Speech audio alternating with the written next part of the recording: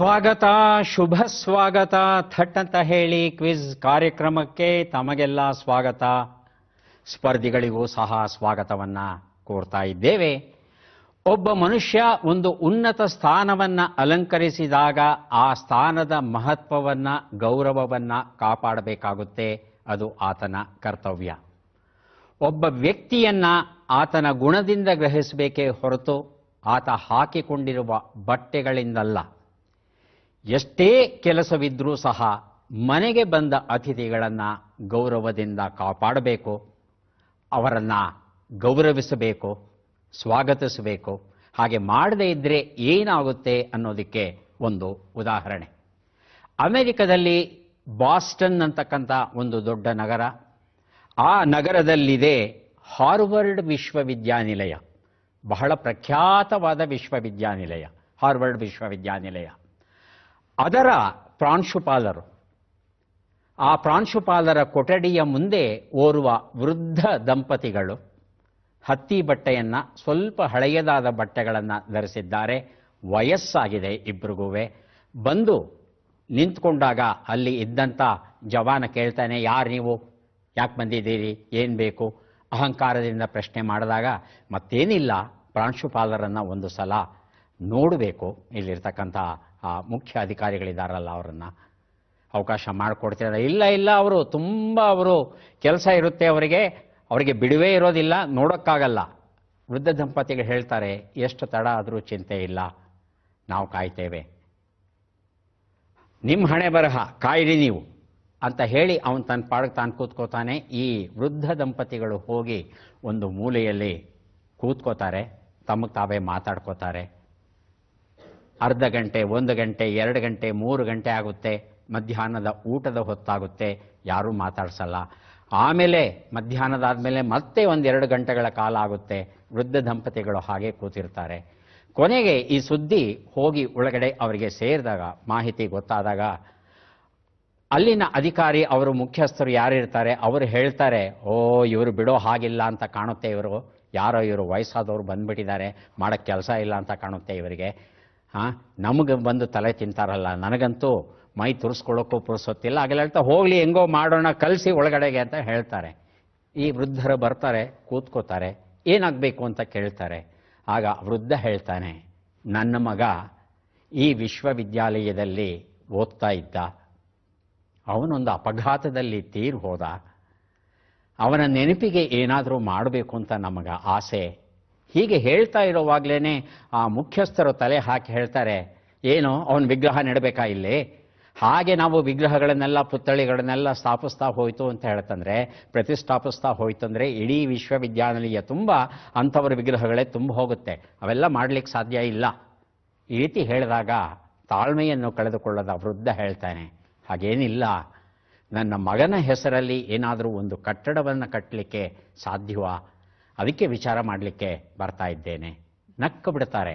ಆ ಅಧಿಕಾರಿ ನಕ್ಕು ಬಿಟ್ಟು ಹೇಳ್ತಾರೆ, ಓಹೋ, ಕಟ್ಟಡ ಕಟ್ತೀರಾ? ಈ ಕಟ್ಟಡ ಕಟ್ಟೋದಕ್ಕೆ, ಈ ವಿಶ್ವವಿದ್ಯಾನಿಲಯ ಕಟ್ಟೋದಕ್ಕೆ ಎಷ್ಟು ಗೊತ್ತಾ, $50 ಮಿಲಿಯನ್ ಬೇಕು. ಓಹೋ ಅಂದಾಗ ಆ ವೃದ್ಧ ದಂಪತಿಗಳು ಒಬ್ಬರ ಮುಖವನ್ನು ಒಬ್ಬರು ನೋಡ್ಕೋತಾರೆ. ಹೌದಾ, ಒಂದು ವಿಶ್ವವಿದ್ಯಾನಿಲಯ ಕಟ್ಟೋದಕ್ಕೆ ಬರೀ ಅಷ್ಟೇ ಹಣ ಸಾಕಾ? ಓಹೋ, ಇಬ್ಬರು ಹೇಳ್ಕೋತಾರೆ ಒಬ್ರಿಗೊಬ್ಬರು, ಅಷ್ಟೇ ಹಣದಲ್ಲಿ ಒಂದು ವಿಶ್ವವಿದ್ಯಾನಿಲಯವನ್ನು ಕಟ್ಟಬೇಕು ಅಂದರೆ ಆ ಹಣವನ್ನು ನಾವು ಯಾಕೆ ಇವರು ಕೊಡಬೇಕು? ಬನ್ನಿ, ನಾವೇ ಒಂದು ಪ್ರತ್ಯೇಕವಾದ ವಿಶ್ವವಿದ್ಯಾನಿಲಯ ಕಟ್ಟೋಣ ಅಂತ ಹೇಳಿ ಆ ಹಿರಿಯ ದಂಪತಿಗಳು ಅಲ್ಲಿಂದ ಎದ್ದು ಹೊರಗಡೆ ಹೋಗ್ತಾರೆ. ಹೋಗಿ ಅವರು ಕಟ್ಟಿದಂತಹ ವಿಶ್ವವಿದ್ಯಾನಿಲಯ ಸ್ಟ್ಯಾನ್ಫೋರ್ಡ್ ವಿಶ್ವವಿದ್ಯಾನಿಲಯ. ಅಲ್ಲಿಗೆ ಬಂದಂಥ ವೃದ್ಧ ದಂಪತಿಗಳು ಲೇಲ್ಯಾಂಡ್ ಸ್ಟ್ಯಾನ್ಫೋರ್ಡ್, ಅಪಾರ ಶ್ರೀಮಂತರು. ಆದರೆ ಎಷ್ಟು ಸರಳವಾದ ಬದುಕನ್ನು ನಡೆಸ್ತಾ ಇರ್ತಾರೆ ಅಂದರೆ, ಹತ್ತಿ ಬಟ್ಟೆಗಳನ್ನು, ಹಳೆಯ ಬಟ್ಟೆಗಳನ್ನು ಹಾಕ್ಕೊಂಡು ಬದುಕನ್ನು ನಡೆಸ್ತಾ ಇರ್ತಾರೆ. ಅವರು ಈ ಸ್ಟ್ಯಾನ್ಫೋರ್ಡ್ ವಿಶ್ವವಿದ್ಯಾನಿಲಯನ ಪೌಲೋ ಆಲ್ಟೋದಲ್ಲಿ ಕಟ್ತಾರಂತೆ. ಹಾಗಾಗಿ ಉನ್ನತ ಹುದ್ದೆಯಲ್ಲಿ ಇರ್ತಕ್ಕಂಥ ಜನ ನಮ್ರತೆಯನ್ನು ಉಳಿಸ್ಕೊಳ್ಳಿಲ್ಲ ಅಂದರೆ ಆ ಹುದ್ದೆಯಲ್ಲಿ ಮುಂದುವರಿಯೋದಕ್ಕೆ ಅವರು ನಾಲಾಯಕ್ಕು ಅನ್ನೋದನ್ನು ನಾವು ಮನಗಾಣಬೇಕಾಗುತ್ತೆ. ಕಾರ್ಯಕ್ರಮವನ್ನು ಆರಂಭಿಸ್ತಾ ಇದ್ದೇವೆ. ಸ್ಪರ್ಧಿಗಳ ಪರಿಚಯ. ಮೊದಲ ಸ್ಪರ್ಧಿ. ನಮಸ್ಕಾರ, ನನ್ನ ಹೆಸರು ಪರಮೇಶ್ವರ GL. ನಾವು ಕೊಡಗು ಜಿಲ್ಲೆ ಸೋಮವಾರಪೇಟೆ ತಾಲೂಕು ಗೋಣಿಮರು ನನ್ನ ಊರು. ನಾನು ಕರ್ನಾಟಕ ಸರ್ಕಾರ ಸಚಿವಾಲಯ ವಿಧಾನಸೌಧದಲ್ಲಿ ಕ್ರಿಯಾ ಸಹಾಯಕನಾಗಿ ಕೆಲಸ ಮಾಡ್ತಾ ಇದ್ದೀನಿ. ಪತ್ರಿಕೆಗಳನ್ನು ಓದೋದು ಮತ್ತು ಕನ್ನಡ ಸಾಹಿತ್ಯಕ್ಕೆ ಸಂಬಂಧಪಟ್ಟಂತಹ ಪುಸ್ತಕಗಳನ್ನು ಓದೋದು ಮತ್ತು ಪ್ರವಾಸ, ಇದು ನನ್ನ ಆಸಕ್ತಿ ಮತ್ತು ಹವ್ಯಾಸಕರ ವಿಷಯಗಳಾಗಿದೆ. ಸಂತೋಷ ಪರಮೇಶ್ವರ್, ಕಾರ್ಯಕ್ರಮಕ್ಕೆ ಸ್ವಾಗತವನ್ನು ಕೋರ್ತಾ ಇದ್ದೇವೆ. ತಮಗೆ ಮುಂದಿನ ಸ್ಪರ್ಧಿ. ಎಲ್ಲರಿಗೂ ನಮಸ್ಕಾರ. ನನ್ನ ಹೆಸರು ವಿನಯ ಕೃಷ್ಣ. ನಾನು ಬೆಂಗಳೂರಿನ KR ಪುರಂನಿಂದ ಬರ್ತಾ ಇದ್ದೇನೆ. ವೃತ್ತಿಯಲ್ಲಿ ಇಂಜಿನಿಯರ್ ಹಾಗೂ ನನ್ನ ಹವ್ಯಾಸಗಳು ಚದುರಂಗ ಆಡುವುದು, ಪುಸ್ತಕಗಳನ್ನು ಓದುವುದು, ಪತ್ರಿಕೆಯನ್ನು ಓದುವುದು. ವಿನಯ್ ಕೃಷ್ಣ ಅವರಿಗೆ ಸ್ವಾಗತವನ್ನ ಕೋರ್ತಾ ಇದ್ದೇವೆ. ಮುಂದಿನ ಸ್ಪರ್ಧಿ. ಎಲ್ರಿಗೂ ನಮಸ್ಕಾರ. ನನ್ನ ಹೆಸರು ನಟರಾಜ್ ಅಂದ್ಬಿಟ್ಟು. ನಾನು ಮಂಡ್ಯ ಜಿಲ್ಲೆ ನಾಗಮಲ ತಾಲೂಕು ಬಿರೇಶ್ವರ ಗ್ರಾಮದನು. ಇಲ್ಲಿ ಗೌರ್ಮೆಂಟ್ ಸೆಕ್ರೆಟರಿಯೇಟ್ ಅಲ್ಲಿ ಸಹಾಯಕನಾಗಿ ಕೆಲಸ ಮಾಡ್ತಾ ಇದ್ದೀನಿ. ನಟರಾಜ್, ಸ್ವಾಗತ ಕಾರ್ಯಕ್ರಮಕ್ಕೆ. ಮೂವರು ಸಿದ್ಧ ಅಂದ್ರೆ ಕಾರ್ಯಕ್ರಮ ಆರಂಭಿಸೋಣ. ಮೊದಲಿಗೆ ನಿಯಮಗಳನ್ನ ನೋಡಿಬಿಡೋಣ. ಒಟ್ಟು 12 ಪ್ರಶ್ನೆಗಳು. ಮೊದಲು ಬಜರ್ ಒತ್ತಿದವರಿಗೆ ಉತ್ತರಿಸುವ ಅವಕಾಶ. ಪ್ರತಿ ಸರಿ ಉತ್ತರಕ್ಕೆ ಪುಸ್ತಕ ಬಹುಮಾನ. ಆಯ್ಕೆಗಳು ಬರುವ ಮೊದಲೇ ಬಜರ್ ಒತ್ತಿ ಸರಿ ಉತ್ತರವನ್ನ ನೀಡಿದರೆ ಹೆಚ್ಚುವರಿ +10 ಅಂಕ, ತಪ್ಪು ಉತ್ತರಕ್ಕೆ -10 ಅಂಕ. ನಕಾರಾತ್ಮಕ ತಂತ್ರಗಳಿಗೆ ಅವಕಾಶವಿಲ್ಲ. 100 ಅಂಕ ಪಡೆದವರಿಗೆ ಒಂದು CD ವಿಶೇಷ ಬಹುಮಾನ.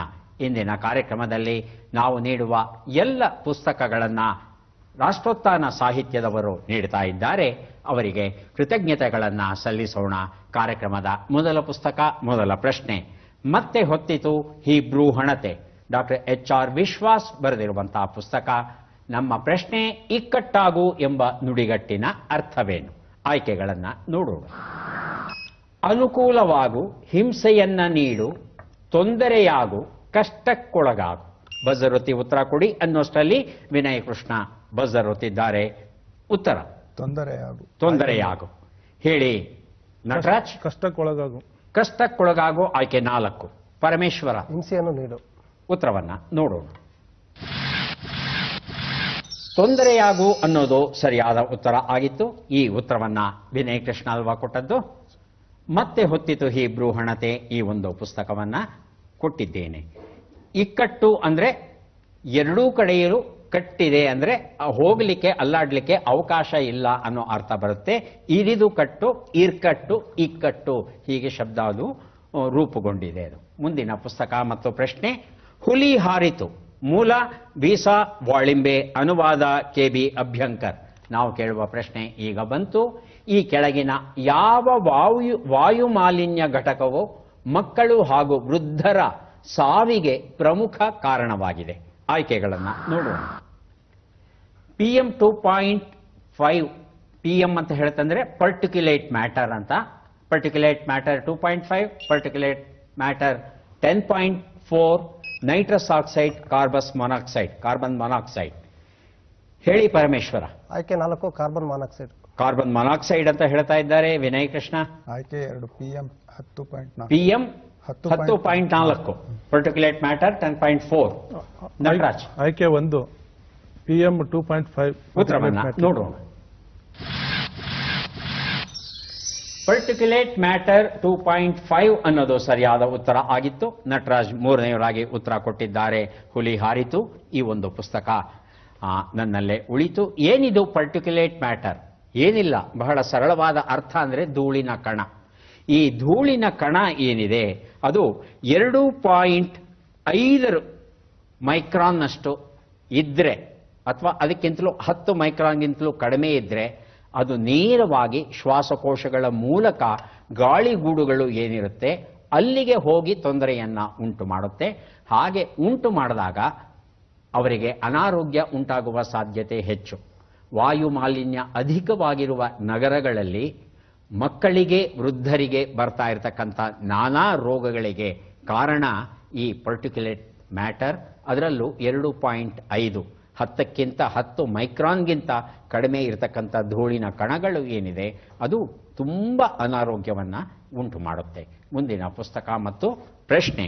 ಪ್ರಾಚೀನ ಭಾರತದ ಮಹರ್ಷಿಗಳು ಡಾಕ್ಟರ್ S. ಹೇಮಲತಾ ಇದನ್ನು ಬರೆದಿದ್ದಾರೆ. ನಾವು ಕೇಳುವ ಪ್ರಶ್ನೆ, ಈ ಗಾದೆಯನ್ನ ಪೂರ್ಣಗೊಳಿಸಿ. 10 ಮಂದಿಯ ತಾಯಿ ಮೊದಲ ಭಾಗ, ಮುಂದಿನ ಭಾಗ. ಆಯ್ಕೆಗಳು. ಬೀದಿಲಿ ಬಿದ್ದು ಸತ್ತಳಂತೆ, ಸುತ್ತೂರಿನಲ್ಲಿ ಎಲ್ಲೂ ಕಾಣೆ, 10 ಜನ್ಮದ ಸುಖ ದೊರೆಯಿತಂತೆ, 11ನೇದು ಬೇಡ ಅಂತಾಳೆಯೇ. ಹೇಳಿ ಪರಮೇಶ್ವರ. ಬೀದಿಲಿ ಬಿದ್ದು ಸತ್ತ. ಬೀದಿಲಿ ಬಿದ್ದು ಸತ್ತಳಂತೆ ಆಯ್ಕೆ 1. ನಟರಾಜ್. ಹನ್ನೊಂದನೆಯದು ಬೇಡ ಎಂದಳಂತೆ ಆಯ್ಕೆ 4. 4. ವಿನಯ ಕೃಷ್ಣ. ಆಯ್ಕೆ 3 10 ಜನ್ಮದ ಸುಖ ದೊರೆಯಿತಂತೆ. ಉತ್ತರವನ್ನ ನೋಡೋಣ. ಬೀದಿಲಿ ಬಿದ್ದು ಸತ್ತಳಂತೆ ಅನ್ನೋದು ಸರಿಯಾದ ಉತ್ತರ. ಪರಮೇಶ್ವರ ಈ ಉತ್ತರವನ್ನ ಕೊಟ್ಟಿದ್ದಾರೆ. ಪ್ರಾಚೀನ ಭಾರತದ ಮಹರ್ಷಿಗಳು ಈ ಒಂದು ಪುಸ್ತಕವನ್ನ ಅವರಿಗೆ ಕೊಟ್ಟಿದ್ದೇನೆ. ಪರಮೇಶ್ವರ, ಏನು ಈ ಗಾದೆ ಮಾತಿನ ಅರ್ಥ? ಸರ್ ಅಂದ್ರೆ ಈಗ ಅಷ್ಟು ಮಕ್ಕಳಿದ್ರು ಕೂಡ ತಾಯಿ ತನ್ನ ಮಕ್ಕಳುಗಳು ಕೊನೆಗಾಲದಲ್ಲಿ ಯಾರು ಆಗೋದಿಲ್ಲ ಅನ್ನೋ ಒಂದು ಬಹುಶಃ ಆ ಅರ್ಥ ಬರ್ಬೋದು ಅನ್ಕೊಂತೀನಿ. ಇದು ಸತ್ಯವ ಸುಳ್ಳ? ಸರ್ ಇವತ್ತಿನ ಸತ್ಯ ಸರ್ ಅದು. ಸತ್ಯ ಇದು ಅಲ್ವಾ? ಒಬ್ಬ ತಾಯಿ 10 ಮಕ್ಕಳನ್ನ ಕಾಪಾಡಬಲ್ಲಳು, 10 ಮಕ್ಕಳು ಒಂದು ತಾಯಿಯನ್ನ ಸಾಕಕ್ಕಾಗಲ್ಲ.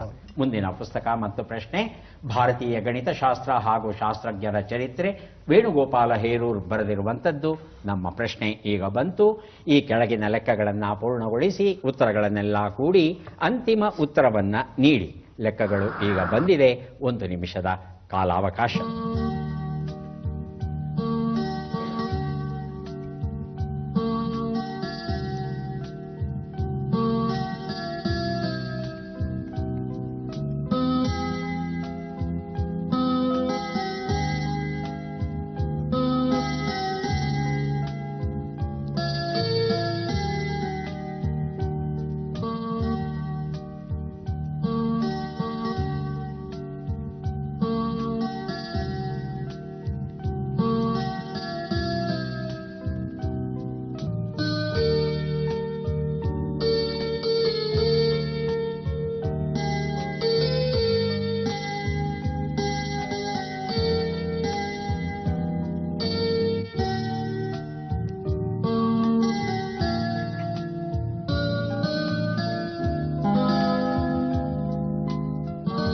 ಒಂದು ನಿಮಿಷದ ಕಾಲಾವಕಾಶ ಮುಕ್ತಾಯ ಆಯಿತು ಅನ್ನೋಷ್ಟರಲ್ಲಿ ಪರಮೇಶ್ವರ ಮತ್ತು ವಿನಯ ಕೃಷ್ಣ ಬಜರುತ್ತಿದ್ದಾರೆ. ಪರಮೇಶ್ವರ, ಅಂತಿಮ ಉತ್ತರ 233.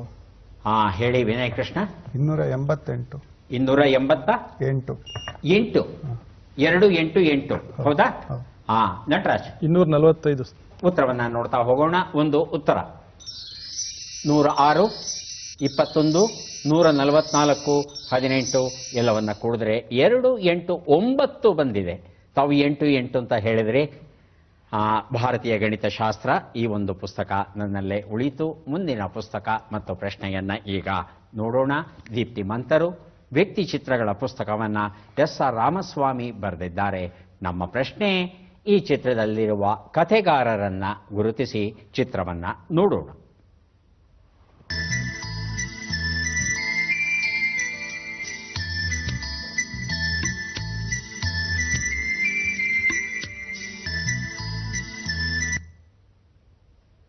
ಆಯ್ಕೆಗಳನ್ನು ನೋಡೋಣ. ಫಕೀರ್ ಮಹಮ್ಮದ್ ಕಟ್ಪಾಡಿ, ರಹಮತ್ ತರೀಕೆರೆ, ಇರ್ಷಾದ್ ಮೂಡಬಿದ್ರಿ, ಬುಳುವಾರು. ಬಜರುತ್ತಿ ಉತ್ತರ ಕೊಡಿ. ನಟರಾಜ್. ರಹಮತ್ ತರೀಕೆರೆ. ರಹಮತ್ ತರೀಕೆರೆ ಆಯ್ಕೆ 2. ಪರಮೇಶ್ವರ. ಫಕೀರ್ ಅಹಮದ್ ಕಟ್ಪಾಡಿ ಆಯ್ಕೆ 1. ವಿನಯ್ ಕೃಷ್ಣ. ಬೊಳುವಾರು. ಬುಳುವಾರು. ಉತ್ತರವನ್ನ ನೋಡೋಣ. ಬುಳುವಾರು ಸರಿಯಾದ ಉತ್ತರ ಆಗಿತ್ತು. ಆದರೆ 3ನೇವರಾಗಿ ತಾವು ಉತ್ತರವನ್ನ ಕೊಟ್ಟಿದ್ದೀರಾ. ಬುಳುವಾರು ಮೊಹಮ್ಮದ್ ಕುನ್ಹಿ ಅವರು ನಮ್ಮ ನಡುವೆ ಇರತಕ್ಕಂಥ ಅತ್ಯಂತ ಪ್ರಮುಖ ಲೇಖಕರು. ಇತ್ತೀಚೆಗೆ ಅವರು ಓದಿರಿ ಅಂತಕ್ಕಂಥ ಒಂದು ವಿಶೇಷವಾದ ಪುಸ್ತಕವನ್ನ ಬರೆದಿದ್ದಾರೆ. ಪ್ರವಾದಿ ಮುಹಮ್ಮದರ ಬದುಕಿನ ಬಗ್ಗೆ ಸರಿಯಾಗಿ ತಿಳಿಸುವಂತ ಒಂದೇ ಒಂದು ಪುಸ್ತಕ ಕನ್ನಡದಲ್ಲಿ ಇರಲಿಲ್ಲ. ಆ ಕೊರತೆಯನ್ನ ಬುಳುವಾರು ಅವರು ತೀರಿಸಿದ್ದಾರೆ ಈ ಓದಿರಿ ಅಂತ ಹೊಸ ಪುಸ್ತಕವನ್ನ ಬರೆಯುವುದರ ಮೂಲಕ. ಮುಂದಿನ ಪುಸ್ತಕ ಮತ್ತು ಪ್ರಶ್ನೆಯನ್ನ ನೋಡೋಣ. ವಿವೇಕಾನಂದ ಸಂದೇಶ ಕೌಮುದಿ, SR ರಾಮಸ್ವಾಮಿ ಬರೆದಿರುವಂಥದ್ದು. ಪ್ರಶ್ನೆ, ಫೋರ್ಬೆಸ್ 2016 ಪಟ್ಟಿಯ ಅನ್ವಯ ವಿಶ್ವದಲ್ಲಿ ಅತ್ಯಂತ ಹೆಚ್ಚಿನ ಸಂಭಾವನೆಯನ್ನು ಪಡೆಯುವ ಕ್ರೀಡಾಪಟು ಯಾರು? ಆಯ್ಕೆಗಳನ್ನು ನೋಡೋಣ. ಬಜರ್ ಒತ್ತಿದ್ದಾರೆ Nataraj. Messi sir. Messi football ಪಟು. ಮೆಸ್ಸಿ ಅಲ್ಲ, ಇಲ್ಲಿರ್ತಕ್ಕಂಥ ಆಯ್ಕೆಗಳನ್ನು ನೋಡಿ. Lionel Messi. ಹೌದಾ? ಹೌದು ಸರ್. ಆಯ್ಕೆ 2. ಏನು ಹೇಳ್ತಾರೆ ವಿನಯ್ ಕೃಷ್ಣ? Cristiano Ronaldo. ಆರ್ಕೆ ರೊನಾಲ್ಡೋ ಅಂತೀರಾ? ಆಯ್ಕೆ ಕ್ರಿಸ್ಟಿಯಾನೋ ರೊನಾಲ್ಡೋ. ಪರಮೇಶ್ವರ? ಮಹೇಂದ್ರ ಸಿಂಗ್ ಧೋನಿ. ಉತ್ತರವನ್ನ ನೋಡೋಣ. ಕ್ರಿಸ್ಟಿಯಾನೋ ರೊನಾಲ್ಡೋ ಅನ್ನೋದು ಸರಿಯಾದ ಉತ್ತರ ಆಗಿತ್ತು. ವಿವೇಕಾನಂದ ಈ ಒಂದು ಪುಸ್ತಕವನ್ನ ಕೊಟ್ಟಿದ್ದೇನೆ ವಿನಯ್ ಕೃಷ್ಣ ಅವರಿಗೆ. 88 ಮಿಲಿಯನ್ ಅಮೆರಿಕನ್ ಡಾಲರ್ಗಳನ್ನ ಪಡೆದಿದ್ದಾರಂತೆ. ಹಾಗಾಗಿ ಪ್ರಥಮ ಸ್ಥಾನದಲ್ಲಿ ಇದ್ದಾರೆ ಇವರು ರೊನಾಲ್ಡೋ ಅವರು. ಆನಂತರ ಲಯೋನೆಲ್ ಮೆಸ್ಸಿ, ರೋಜರ್ ಫೆಡರರ್ 3ನೇ ಸ್ಥಾನದಲ್ಲಿ ಬರ್ತಾರೆ. 4ನೇ ಸ್ಥಾನದಲ್ಲಿ ಕೆವಿನ್ ಡ್ಯೂರಾಂಟ್ ಮುಂತಾದವರೆಲ್ಲ ಬರ್ತಾರೆ. ಈಗ ಕೊಡ್ತಾ ಇದ್ದೇವೆ ನಾಗರಿಕತೆಗಳ ಸಂಘರ್ಷ, ಎಸ್.ಆರ್. ರಾಮಸ್ವಾಮಿ ಬರೆದಿರುವಂತಹ ಪುಸ್ತಕ. ಪ್ರಶ್ನೆ ಈಗ ಬಂತು. ಈ ಅಕ್ಷರಗಳನ್ನ ಸರಿಯಾಗಿ ಜೋಡಿಸಿ. ಅಕ್ಷರಗಳು ಸೋ, ರಿ, ರ, ಪು, ಹ, ಕ, ತ, ನು. 1 ನಿಮಿಷದ ಕಾಲಾವಕಾಶ. ಹೇಳಿ ವಿನಯ್ ಕೃಷ್ಣ. ತರಕಾರಿ, ಹಣ್ಣು, ಸೊಪ್ಪು. ತರಕಾರಿ, ಹಣ್ಣು, ಸೊಪ್ಪು ಅಂತ ಹೇಳ್ತಾ ಇದ್ದಾರೆ ಪರಮೇಶ್ವರ. ಹಾಗೂ ಹೇಳಿ ಪರಮೇಶ್ವರ. ಸೊಪ್ಪು, ತರಕಾರಿ, ಹಣ್ಣು. ನಟರಾಜ್? ಸೊಪ್ಪು, ತರಕಾರಿ, ಹಣ್ಣು. ಉತ್ತರವನ್ನ ನೋಡೋಣ. ಸೊಪ್ಪು, ಹಣ್ಣು, ತರಕಾರಿ ಪರವಾಗಿಲ್ಲ, ಅಕ್ಷರಗಳನ್ನು ಗುರುತಿಸೋದು ಮುಖ್ಯ. ವಿನಯ್ ಕೃಷ್ಣ ಅವರಿಗೆ ನಾಗರಿಕತೆಗಳ ಸಂಘರ್ಷ ಈ ಒಂದು ಪುಸ್ತಕವನ್ನ ಕೊಟ್ಟಿದ್ದೇನೆ. ಮುಂದೆ ಕೊಡಲಿದ್ದೇವೆ ನಾಳಿನ ನಾಡಶಿಲ್ಪಿಗೆ ಎನ್ನುವ ಪುಸ್ತಕ. ಎಲ್.ಎಸ್. ಶೇಷಗಿರಿರಾವ್ ಇದನ್ನು ಬರೆದಿದ್ದಾರೆ. ನಮ್ಮ ಪ್ರಶ್ನೆ, ಅರಮನೆಯ ಮುಖ್ಯಾಧಿಕಾರಿ ಎಂಬ ಅರ್ಥವನ್ನು ನೀಡುವ ಭ ಅಕ್ಷರದಿಂದ ಆರಂಭವಾಗುವ ಮತ್ತೊಂದು ಶಬ್ದವನ್ನ ನೀಡಿ ಆಯ್ಕೆಗಳನ್ನು ನೋಡೋಣ. ಭಕ್ಷ್ಯ, ಭಕ್ಷಿ, ಭಗ, ಭಕ್ಷ. ಹೇಳಿ ಪರಮೇಶ್ವರ. ಭಕ್ಷಿ. ಭಕ್ಷಿ ಅಂದ್ರೆ ಆಯ್ಕೆ 2. ಹೌದಾ? ಹೌದು. ಎರಡನೇದಾಗಿ ಬಜರುತ್ತಿರೋದು ವಿನಯ್ ಕೃಷ್ಣ. ಆಯ್ಕೆ 4 ಭಕ್ಷ. ಭಕ್ಷ ಆಯ್ಕೆ 4. ನಟರಾಜ್? ಭಕ್ಷಿ ಸರ್ 2. ಉತ್ತರವನ್ನ ನೋಡೋಣ. ಭಕ್ಷಿ ಸರಿಯಾದ ಉತ್ತರ. ಪರಮೇಶ್ವರ ಈ ಉತ್ತರವನ್ನ ಮೊದಲು ಕೊಟ್ಟಿದ್ದಾರೆ. ನಾಳಿನ ನಾಡಶಿಲ್ಪಿಗೆ ಈ ಪುಸ್ತಕವನ್ನ ಅವರಿಗೆ ಕೊಟ್ಟಿದ್ದೇನೆ. ಭಕ್ಷ್ಯ, ಭಕ್ಷ ಎರಡೂ ಶಬ್ದಕ್ಕೆ ಕನ್ನಡದಲ್ಲಿ ಅರ್ಥ ಏನು ಅಂದ್ರೆ ತಿನ್ನುವಂಥದ್ದು, ತಿಂಡಿ ಎನ್ನುವ ಅರ್ಥ ಬರುತ್ತೆ. ಇದಕ್ಕೆ ಭಗ ಅಂತ ಹೇಳಿದ್ರೆ ಸೂರ್ಯನ ಒಂದು ಹೆಸರು. 3 ಪುಸ್ತಕ, 3 ಪ್ರಶ್ನೆ, 3 ಸುಳುಹು. ಪದಬಂಧ ಬಂದಿದೆ. ಸುಳುಹುಗಳನ್ನು ಈಗ ನೋಡೋಣ. ಸುಳುಹುಗಳು: ಒಳ್ಳೆಯತನದ ಸೋಗಿನಲ್ಲಿ ಮೋಸ ಮಾಡುವವನು, ಕಣ್ಣು ಚಲಿಸದೇ ಇರುವಂತಹದ್ದು. ಬಜ್ಜರುತ್ತಿದ್ದಾರೆ ಪರಮೇಶ್ವರ, ಆನಂತರ ನಟರಾಜ್. ಮೊದಲಿಗೆ ಪರಮೇಶ್ವರ 1 ಉತ್ತರ. ನಯವಂಚಕ. ನಯವಂಚಕ ಅಂತ ಹೇಳ್ತಾ ಇದ್ದಾರೆ. ಹೌದಾ ನಟರಾಜ್? ಗೋಮುಖ ವ್ಯಾಘ್ರ. ಗೋಮುಖ ವ್ಯಾಘ್ರ. ವಿನಯ್ ಕೃಷ್ಣ? ಗೋಮುಖ ವ್ಯಾಘ್ರ. ಉತ್ತರವನ್ನ ನೋಡೋಣ. ನಯವಂಚಕ ಉತ್ತರ ಸರಿಯಾಗಿದೆ. ಪರಮೇಶ್ವರ ಅವರಿಗೆ ಕತೆಗೊಂದು ಸುಭಾಷಿತ ಪುಸ್ತಕ ಕೊಟ್ಟಿದ್ದೇನೆ. 2, 3 ಅವಕಾಶವೂ ಪರಮೇಶ್ವರ ಅವರಿಗೆ ದೊರೆಯುತ್ತೆ. ತಾವು ಉತ್ತರ ಕೊಡ್ಲಿಲ್ಲ ಅಂದ್ರೆ ನಾನು ಬೇರೆಯವರಿಗೆ ಕೊಡ್ತೇನೆ. 2 ಉತ್ತರ. ಕಣ್ಣು. ನಯನ. ನಯನ. ನೋಡೋಣ. ಉತ್ತರ ಸರಿಯಾಗಿದೆ. ಮಹಾಭಾರತದ ಮರೆಯಬಾರದ ಪಾತ್ರಗಳು ರಾಮಚಂದ್ರ ಭಾವೆ ಬರೆದಿರುವಂಥದ್ದು ಕೊಟ್ಟಿದ್ದೇನೆ. 3 ಉತ್ತರ ತಮಗೆ ಸಿಗುತ್ತೆ. ಅಚಲ. ಅಚಲ ಅಂತಲ ಪರೀಕ್ಷೆ ಮಾಡಬಹುದಾ? ಪರೀಕ್ಷಿಸೋಣ. ಅಚಲ ಉತ್ತರ ಸರಿಯಾಗಿದೆ. 108 ವಿಜ್ಞಾನ ಪ್ರಶ್ನೋತ್ತರಗಳು ಎನ್ನುವ ಒಂದು ಪುಸ್ತಕವನ್ನ ಕೊಟ್ಟಿದ್ದೇನೆ ಪರಮೇಶ್ವರ ಅವರಿಗೆ. 3 ಪುಸ್ತಕ ತಮಗೆ ದೊರೆತಿದೆ. ಆರ್ಥಿಕತೆಯ 2 ಧ್ರುವ, ಎಸ್.ಆರ್. ರಾಮಸ್ವಾಮಿ ಬರೆದಿರುವಂತಹ ಪುಸ್ತಕ ಈಗ ಕೊಡ್ತಾ ಇದ್ದೇವೆ. ನಾವು ಕೇಳುವ ಪ್ರಶ್ನೆ ಈಗ ಬಂತು. ಪ್ರಶ್ನೆಯನ್ನ ನೋಡೋಣ. ಪ್ರಶ್ನೆ: ಈ ಗೀತೆಯ ಹಿನ್ನೆಲೆ ಗಾಯಕ ಯಾರು? ದೃಶ್ಯವನ್ನ ನೋಡೋಣ.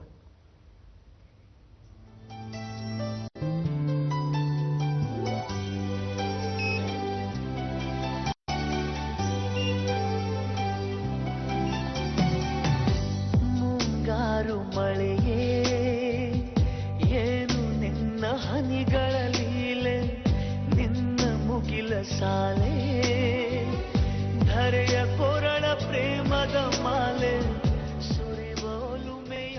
ಆಯ್ಕೆಗಳು ಬರೋದಕ್ಕೆ ಮೊದಲು ವಿನಯ್ ಕೃಷ್ಣ ಹಾಗೂ ಪರಮೇಶ್ವರ ಬಜರುತ್ತಿದ್ದಾರೆ. ವಿನಯ್ ಕೃಷ್ಣ. ಸೋನು ನಿಗಮ್. ಸೋನು ನಿಗಮ್. ಪರಮೇಶ್ವರ. ಸೋನು ನಿಗಮ್. ಸೋನು ನಿಗಮ್.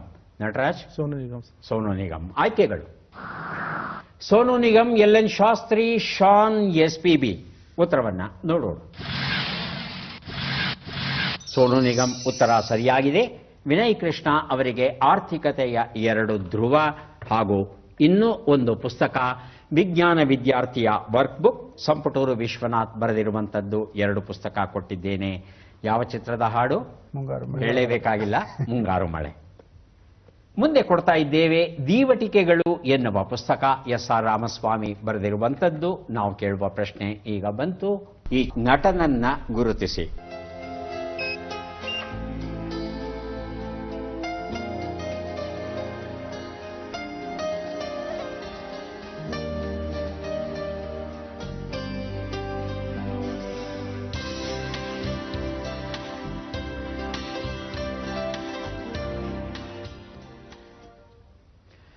ಆಯ್ಕೆಗಳು ಬರೋದಕ್ಕೆ ಮೊದಲು ವಿನಯ್ ಕೃಷ್ಣ, ಪರಮೇಶ್ವರ ಇಬ್ರು ಬಜರುತ್ತಿದ್ದಾರೆ. ವಿನಯ್ ಕೃಷ್ಣ. ಅತುಲ್ ಕುಲಕರ್ಣಿ. ಅತುಲ್ ಕುಲಕರ್ಣಿ. ಪರಮೇಶ್ವರ. ಅತುಲ್ ಕುಲಕರ್ಣಿ. ಅದೇ ಉತ್ತರವಾ? ನಟರಾಜ್, ಆಯ್ಕೆಗಳು ಬೇಕಾ? ಆಯ್ಕೆಗಳು: ಮನೋಜ್ ಬಾಜ್ಪೇಯಿ, ನವಾಜುದ್ದೀನ್ ಸಿದ್ದಿಕಿ, ಆಶುತೋಷ್ ರಾಣಾ, ಅತುಲ್ ಕುಲಕರ್ಣಿ. ಅತುಲ್ ಕುಲಕರ್ಣಿ. ಉತ್ತರವನ್ನ ನೋಡೋಣ.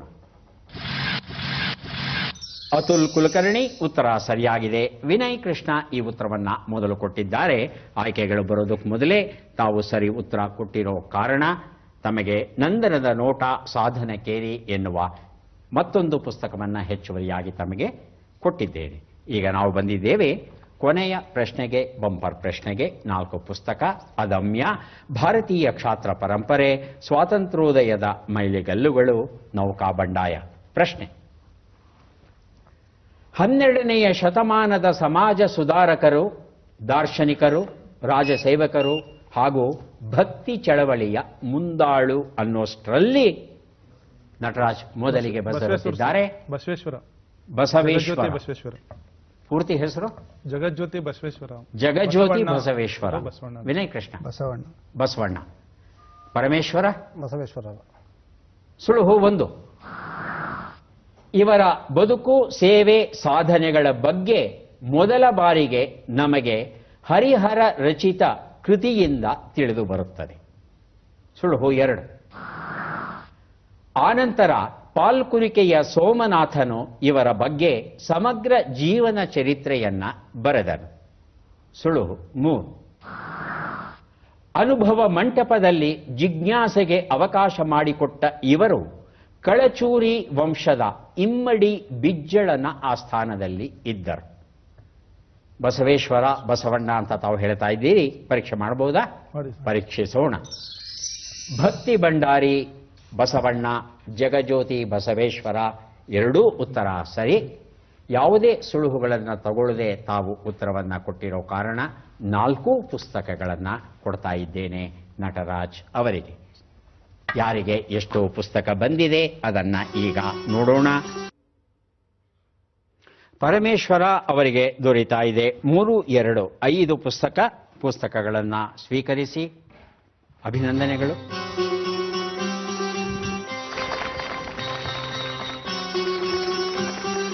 ವಿನಯ್ ಕೃಷ್ಣ ಅವರಿಗೆ 3, 6, 7 ಪುಸ್ತಕ ತಮಗೆ ದೊರೀತಾ ಇದೆ. ಅಭಿನಂದನೆಗಳು. ನಟರಾಜ್ ಅವರಿಗೆ 4 ಪುಸ್ತಕ ತಮಗೆ ದೊರೆತಿದೆ.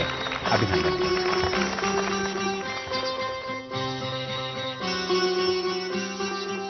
ಕಫ ಕೆಟ್ಟದ್ದು ಅಂತ ಭಾವಿಸ್ತೇವೆ, ವಾಸ್ತವದಲ್ಲಿ ನಮ್ಮ ಸಹಾಯಕ್ಕಿರುತ್ತೆ. ಧೂಳನ್ನು ನಾವು ಏನು ಸೇವಿಸ್ತೇವೆ ಅದೆಲ್ಲವನ್ನು ಹೊರಗೆ ತರೋದು ಕಫ. ಮತ್ತೆ ಭೇಟಿಯಾಗೋಣ. ನಮಸ್ಕಾರ.